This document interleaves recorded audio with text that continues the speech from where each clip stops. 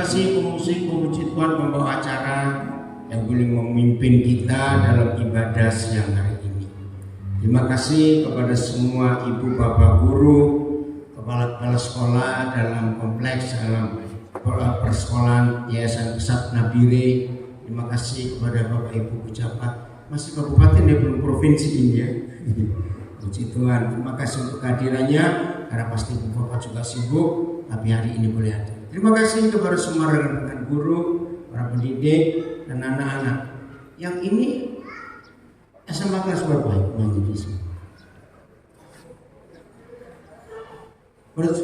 Berapa? Oh, 10 dan 11. Terima kasih. Baik, kita mau belajar yang saudara ngikuti di rumah. Oh, lupa. Baik, foto apa? Maaf. Ya, kamu buka dulu. Ya, kemarin.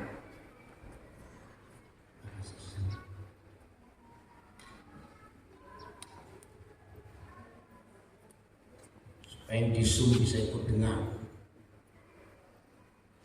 Ya, saudara mengikuti di rumah via online, kami ada di Nabire saat ini. Puji Tuhan. Sebelum pelantikan kepala sekolah menengah atas anak panah Nabire ini dilakukan, ayo kita merenungkan fakta. Ya, kita merenungkan fakta ini dalam hidup. Saudara, ada hal yang unik, aneh, tapi nyata.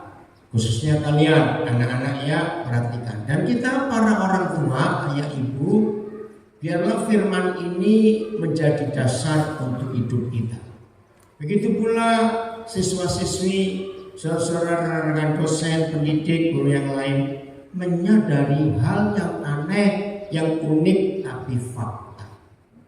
Apa itu?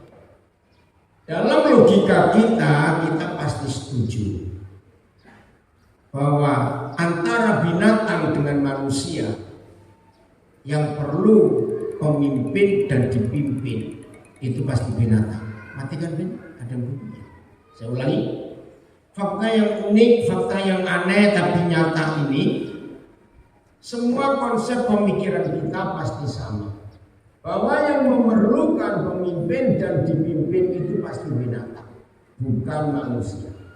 Logika kita itu berkata begitu. Tapi faktanya sampai hari ini, setelah berapa juta tahun Tuhan ciptakan bumi ini dengan segala isinya, binatang itu, dunia binatang jauh lebih tua daripada dunia manusia. Sebab Tuhan menciptakan fauna, flora jauh sekali daripada Tuhan menciptakan manusia. Nah, sejak mereka diciptakan jutaan tahun yang lalu, tolong jawab, pernahkah ada pilkada di dunia binatang? Jawab, pernah ada enggak? Nah, hebat bukan? Di dunia mereka tidak ada pilkada, karena mereka tidak perlu dipimpin dan tidak perlu pemimpin. Tapi faktanya, hidup siapa yang lebih teratur, beraturan, dan taat pada hukum antara kita dengan mereka? Jawab dong, hidup siapa yang lebih beraturan, lebih taat pada hukum antara mereka dengan kita? Lu jawab, bos. Iya, gak usah malu-malu. Kenapa saudara tersinggung gak jawab? Nah, iya, ternyata mereka lebih tertib, lebih taat, lebih teratur. Padahal mereka nggak bisa baca tulis. Peraturan alam mereka turuti. Karena di sini kita menemukan sebuah fakta. Betapa kurang ajarnya kita manusia. Dan ya, untuk FB nggak ada suara, nggak tahu itu gimana itu. Ada gangguan, Ben? Nggak ada itu di situ. Coba tolong yang di Facebook nulis, Pak Beni operator saya, Facebook ada gangguan. Tolong ditulis ya yang ikuti. Ya enggak, ya lagi dicek. Ada masalah, Ben? Ada yang nulis nggak? Nggak ada itu. Ya udah, mungkin cuma sebentar kali ya. Baik, saya lanjut. Kalau saya berikan pertanyaan yang berikut, ini lebih tajam, nggak enaknya. Tapi kita harus jujur. Berarti bagi Tuhan, kalian dijawab juga ya, mikir. Yang belum menikah mikir. Kalau saudara besok punya anak, simpan firman ini, sampaikan pada anak-anak kita. Pertanyaan saya berikut, supaya ini membuat kita sadar. Kenapa Tuhan perlu manusia dalam menyelesaikan pekerjaan? Berarti antara kita dengan binatang, Tuhan lebih mudah ngatur siapa. Jawab yang lain, ayo. Yang lain mana suara? Jawab, saya minta. Saudara belum tahu saya kalau saya ngajar ada interaksi atau jawab. Kecuali yang bisu dan yang tuli. Ayo keluarkan semua suara. Jadi antara manusia dengan binatang, Tuhan lebih mudah ngatur siapa. Nah, saya ingin tegaskan ini supaya kita belajar. Pegang satu prinsip yang sederhana, tetapi ini, ya Vin, ya kamu dulu sih. Pegang prinsip sederhana, tapi ini yang sangat penting. Berarti selama kehidupan kita ini menuruti peraturan. Yang pertama jelas peraturan surga, peraturan Tuhan. Yang kedua peraturan alam. Baru yang ketiga peraturan negara atau peraturan lembaga-lembaga. Ya, saya ulangi. Ada konsep sederhana dalam hidup kita yang kita harus akui. Pokoknya kalau ada kekacauan kecil maupun besar di hidup kita, ya, prinsipnya sederhana sekali. Kalau ada kekacauan, ada masalah yang kita hadapi kecil maupun besar, yakinkan diri kita bahwa saya sedang melawan peraturan. Sederhana tidak kalau kita lihat fakta. Nah, dalam hidup beraturan dan hidup taat pada peraturan, maka kita lihat urutan-urutannya. Yang pertama jelas peraturan dari Tuhan. Ya, dan itu ada dalam firman yang kita miliki sebagai kitab suci Injil atau Alkitab. Yang kedua, kita harus taat tunduk pada peraturan alam. Karena alam ini juga punya peraturan. Maka itu kalau sampai ada kerusakan, bencana di alam, karena ada yang merusaknya. Yang ketiga, peraturan negara. Semua negara di dunia pasti punya peraturan. Maka itu negara-negara sering kacau. Itu karena pejabatnya, pemerintahnya tidak pernah menuruti peraturan yang dibuat. Peraturan berikut, peraturan dalam lembaga atau institusi yang kita ada di dalamnya. Dan yang terakhir itu peraturan dalam keluarga. Ada masalah sih? Suaranya hilang lagi. Suara hilang lagi untuk Facebook. Ya, tidak tahu gimana itu ya. Atau sinyalnya, atau Facebooknya ada masalah. Mungkin Facebooknya, sinyalnya. Jangan dikeluarkan, Vin. Ya. Maaf ya, di Facebook ada gangguan suara ini. Lanjutnya, Tuhan tolong supaya semua alat ini bisa dipakai dan banyak anak-anakmu yang mau belajar dalam nama Yesus. Nah, ini semua peraturan yang dibuat. Oke. Peraturan yang kedua. Apa tadi? Peraturan di mana yang kedua? Jawab coba. Alam. Nah, kita lihat firman-Nya. Yesaya 24 ayat 5. Semuanya buka. Yang lipat tangan harus lepaskan tangan. Saya nggak suka saudara mendengar orang berbicara, saudara lipat tangan. Ayo, buka HP saudara. Tidak ada alasan saudara nggak punya apa itu Alkitab. dihapus saudara, semuanya bukan. Yesaya, enggak Vin, itu pakai data. Yang FB. Ya, semuanya itu. Hanya yang Zoom yang pakai wifi-nya sekolah. Oke, Yesaya 24 ayat 5. Nah, Ibu Almin kenapa nggak baca? Baca di situ? Ya, jadi baca di situ ya. Ayo. Kenapa saya tegaskan ini? Baru kita belajar tentang peraturan. Dan peraturan ini ada di Alkitab, saudara nggak buka. Awas. Nah, ini peraturan alam. Dan peraturan alam itu sama dengan peraturan Tuhan. Nah, hebatnya di alam itu nggak ada tulisan.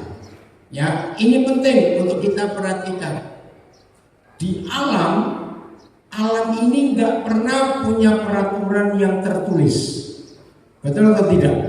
Anak-anak kalian jawab. Alam ini tidak ada peraturan yang tertulis. Tapi dunia fauna dan dunia flora mereka bisa tumbuh. Nah, kalau kita belajar tentang istilah yang dipakai oleh pemerintah Indonesia, sangat bagus. Itu yang kita harus perhatikan, kearifan lokal. Saudara pernah dengar istilah kearifan lokal?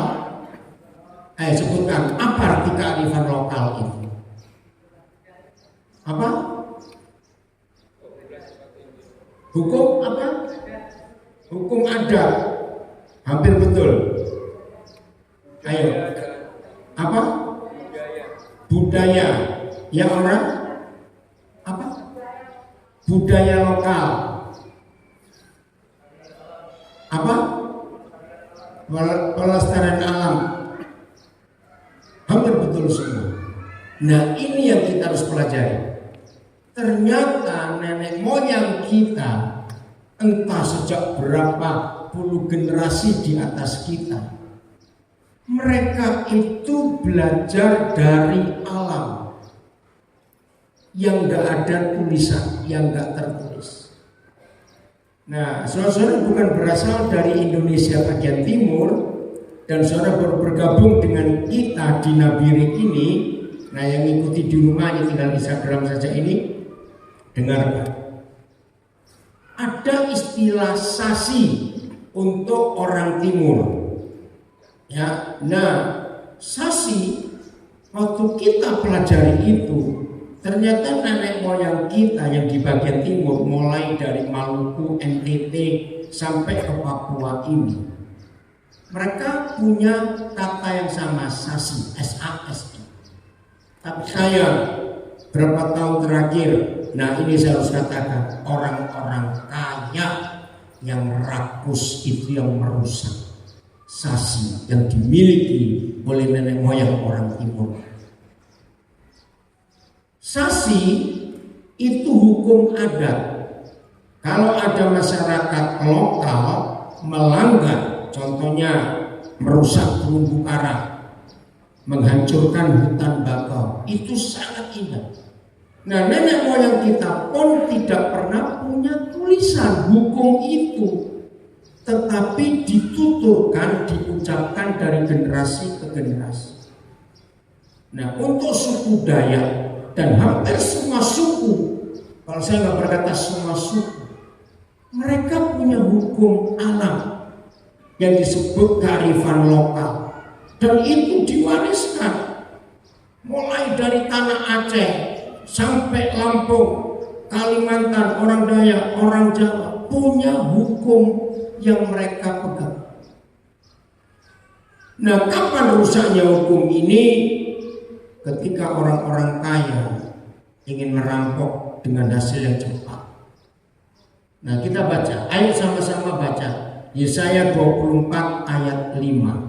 1, 2, 3. Stop. Apa kata lain cemar? Rusak, kacau. Karena penduduknya. Nah, penduduk bumi itu bukan binatang. Disebut penduduk kalau punya nik nomor induk kependudukan. Nah, binatang nggak punya nik. Jadi siapa penduduk bumi ini? Manusia. Coba dibaca dengan kalimat yang betul. Bumi cemar karena manusia. Manusia yang bagaimana? Satu, melanggar undang-undang alam. Dua, mengubah ketetapan. Tiga, mengingkari perjanjian abadi.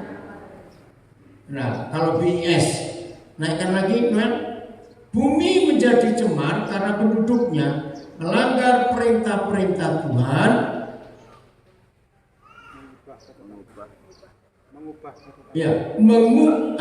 goyang terus, ya. Saya ulangi, terjemahan bahasa Indonesia sehari-hari. Bumi menjadi cemar karena penduduknya melanggar perintah-perintah Tuhan, mengubah ketetapan-ketetapannya, dan mengingkari perjanjian yang dibuatnya.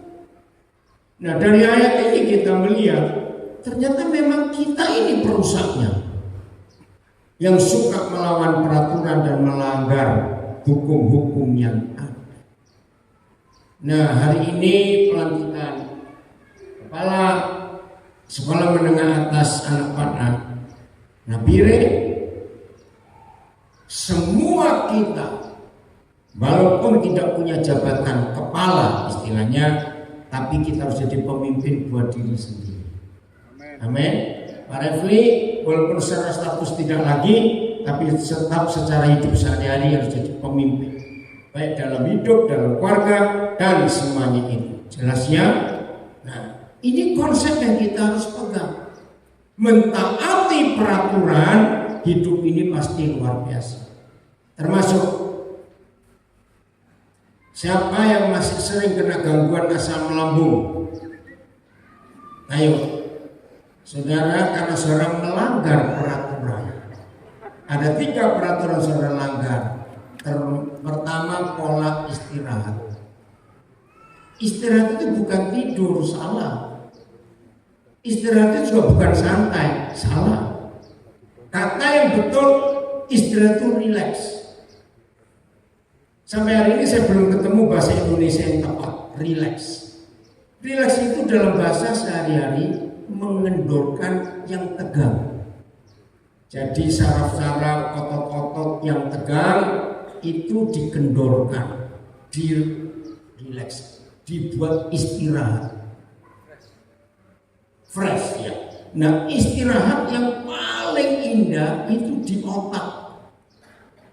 Ya. Maaf ini jangan tersinggung. Kalau kita sudah melihat fakta ini bahwa antara kita dengan binatang, logikanya siapa lebih pintar? Manusia. Faktanya binatang.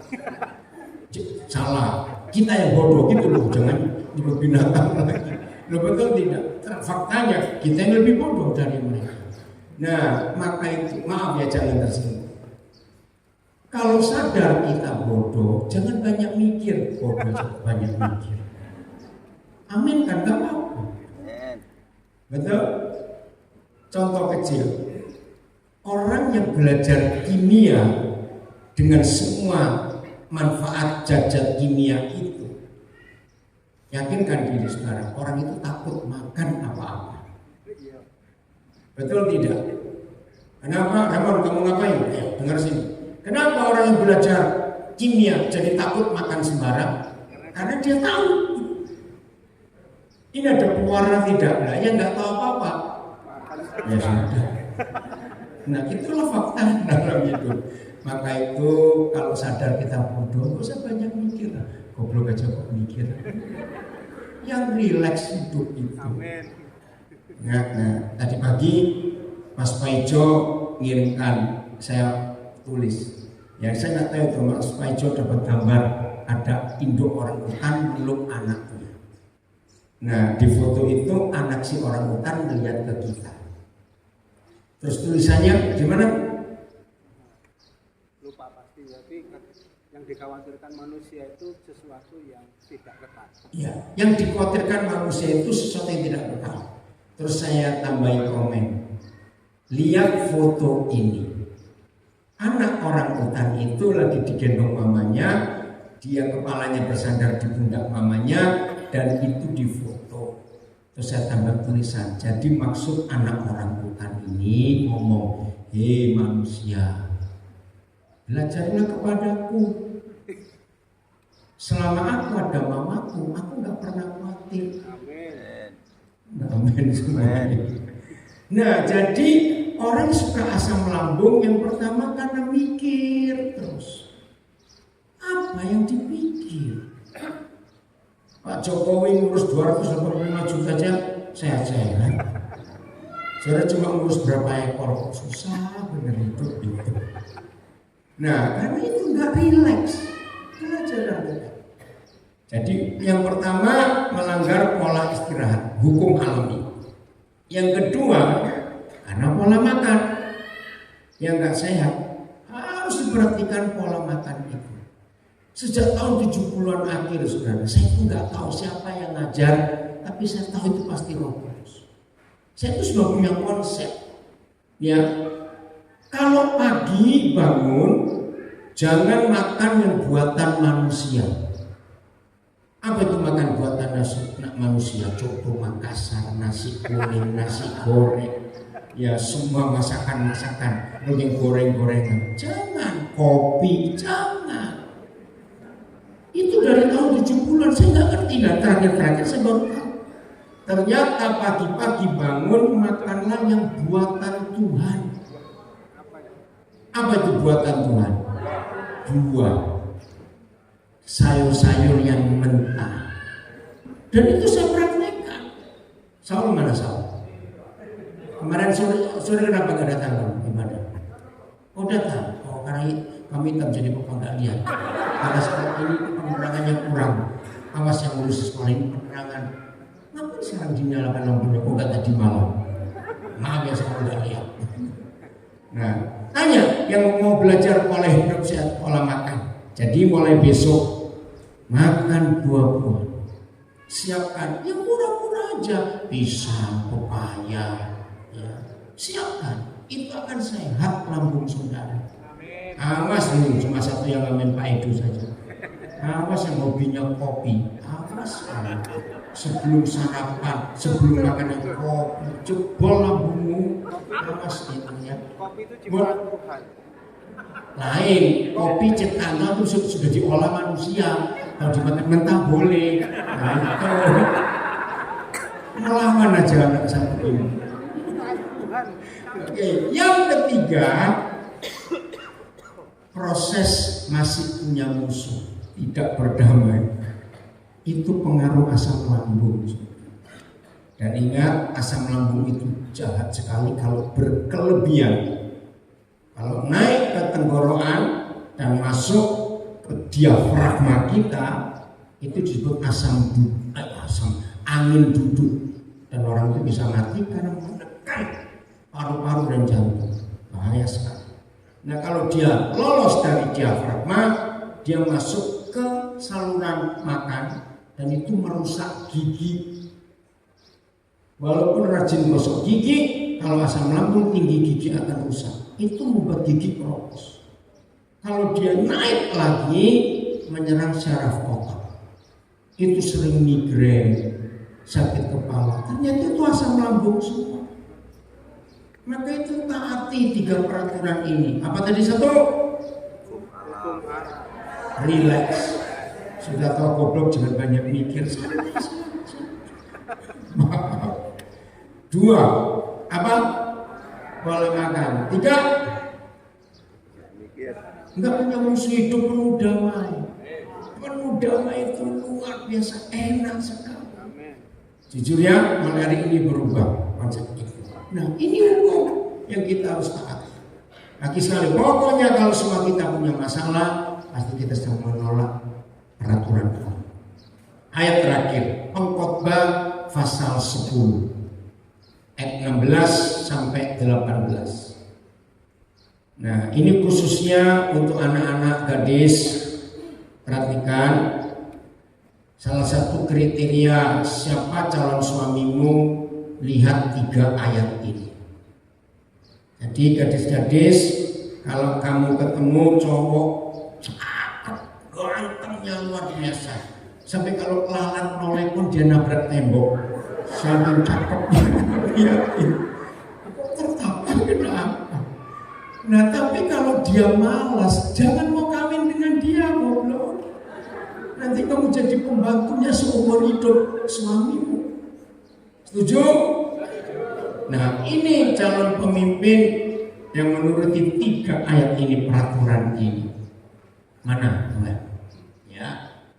Celakalah kamu, ya wahai engkau negeri tanah, kalau rajamu seorang anak-anak dan pemimpin-pemimpin pagi-pagi sudah makan. BS-nya coba. Ya, pakai BS saja semuanya supaya lebih mudah dimengerti. Celakalah negeri yang rajanya muda belia, jadi masih anak-anak, nggak punya pengalaman, dan para pembesarnya semalam suntuk berpesta pora. Saya harus ngomong, susah mencari pemimpin daerah Papua yang nggak mabuk. Betul atau salah kalimat? Dengar anak-anak Papua, sulit mencari pemimpin Papua yang nggak pemabuk. Betul ibu bapak?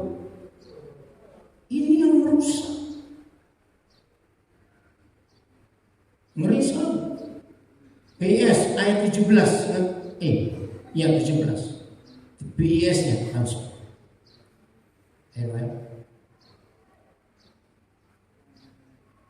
Ya. Mana? Majulah negeri yang rajanya berwibawa, yang pembesarnya, pemimpinnya nggak bisa naik.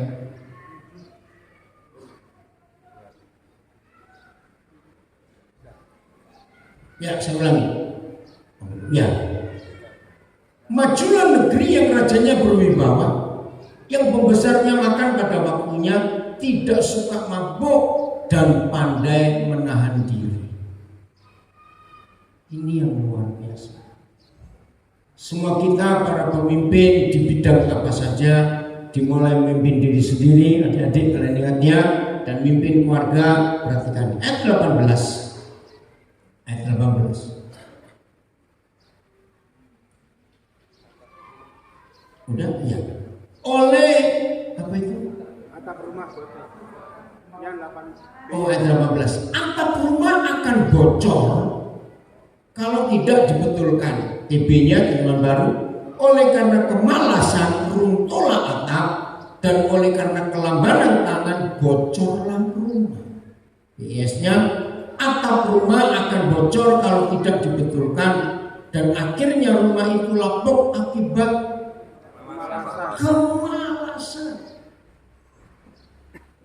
Dengar, saya selalu berkata kepada banyak orang, kalau sejak remaja, sejak muda malas, maka ambil kalimat ini. Orang itu akan jadi calon orang miskin sampai dia mati.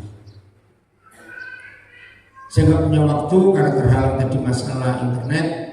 Catat, ini pemimpin. Tuhan memerlukan kita. Amin. Jadi semua kita. Ayat yang betul-betul terakhir, Hakim-Hakim 2:18.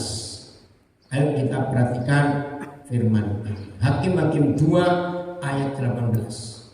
Jadi semua kita harus siap jadi pemimpin. Amin. Ya, semua kita harus siap jadi pemimpin.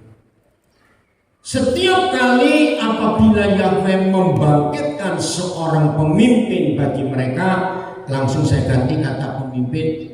Saya ulangi, setiap kali apabila Yahweh membangkitkan seorang pemimpin bagi mereka, maka Yahweh Tuhan menyertai pemimpin itu dan menyelamatkan rakyat akan dipimpin dari tangan musuh mereka selama pemimpin itu hidup. Sebab Yahweh berbelas kasihan mendengar rintihan mereka karena orang-orang yang mendesak dan menindas mereka. Nah, ini tugas pemimpin untuk menyelamatkan yang dipimpin. Dengan ayat ini ada 3 poin penting. Tolong catat. Hakim-Hakim 2:18 ada 3 poin penting. 1. modal pemimpin bukan gelarnya. Catat, modal pemimpin bukan gelarnya S1, S2, S3, bukan. Modal pemimpin bukan penampilannya, pakai baju yang mahal-mahal yang kelihatan rapi. Maaf, ya harus rapi memang, tapi bukan itu. Modal pemimpin bukan kekayaannya. Catat, ini penting, ayo semuanya. Modal pemimpin adalah penyertaan Tuhan, bukan yang lain. Nah, untuk disertai Tuhan cuma ada satu syarat, takut akan Dia. Takut akan Dia artinya takut berbuat dosa. Hal kedua, di ayat ini, kenapa Tuhan pilih kita jadi pemimpin? Karena pemimpin harus punya telinga yang murah hati, punya telinga yang suka mendengar rintihan orang-orang di sekitarnya. Harus pemimpin tidak boleh sombong, nggak boleh nggak mau tahu orang lain, harus tahu karena ini firman. Kalau kita jadi pemimpin tapi kita egois, kita pelit, artinya kita nggak mau buka telinga untuk yang lain. Jangan itu terjadi. Seorang pemimpin harus punya belas kasihan yang kuat. Dan dari ayat ini saya berkali-kali menyampaikan kepada saudara, seorang pemimpin harus punya 5 hal yang dibuka di hidupnya. 1, buka mata, melihat orang-orang yang susah menderita di sekitar kita. Yang kedua, buka telinga untuk mendengar rintihan mereka. Yang ketiga, buka hati kita untuk menerima mereka. Yang keempat, buka dompet kita untuk berbagi dengan mereka. Yang kelima, buka rumah kita untuk mereka tinggal. Ini pemimpin harus punya 5 hal yang dibuka di hidupnya. Hal ketiga, motivasi pemimpin bukan hanya untuk diri sendiri. Ini kalimatnya. Selama hakim itu hidup, sebab Yahweh berbelas kasihan mendengar rintihan mereka karena orang-orang mendesak dan menindas mereka. Mengapa Yayasan Pesat datang ke Papua dan membuka sekolah berasrama seperti yang ada di Nabire ini? Karena kami mendengar rintihan anak-anak Papua. Mereka tinggal di tanah yang sangat kaya, tapi miskin hidupnya. Kenapa? Ada yang menindas dan mendesak. Terjemah BS-nya bahasa pakai kalimat apa? Mendesak dan menindas mereka. Jadi kemiskinan, maaf, dan kebodohan ini musuh terbesar di Papua. Bukan KKP, bukan yang lain. Baru setelah kemiskinan, kebodohan, maaf, maka penyakit yang menindas, mendesak, menjajah kita di Papua, malaria, TBC, AIDS, mengerikan sekali. Baru faktor-faktor yang lain, kerusakan rumah tangga, banyak ayat tidak bertanggung jawab. Apabila Yahweh memberikan seorang pemimpin kepada bangsa Israel, Yahweh selalu menolong pemimpin itu, menyertai pemimpin itu, dan selama pemimpin itu masih hidup, Yahweh selalu melepaskan rakyat mereka dari musuh-musuh mereka. Ia kasihan kepada mereka apabila Tuhan mendengar mereka merintih karena dianiaya dan ditekan. Nah, semua kita yang ada di Papua, ayo kita lakukan prinsip ini. Kalau semua kita, para pejabat contohnya, mau merubah konsepnya, maka hari ini, maka Papua akan mengalami perubahan yang luar biasa. Betul? Selamat jadi pemimpin semuanya. Lu kok tepuk tangan buat diri sendiri. Selamat menjadi pemimpin buat diri sendiri dan pemimpin buat orang lain. Tuhan memberkati kita semuanya.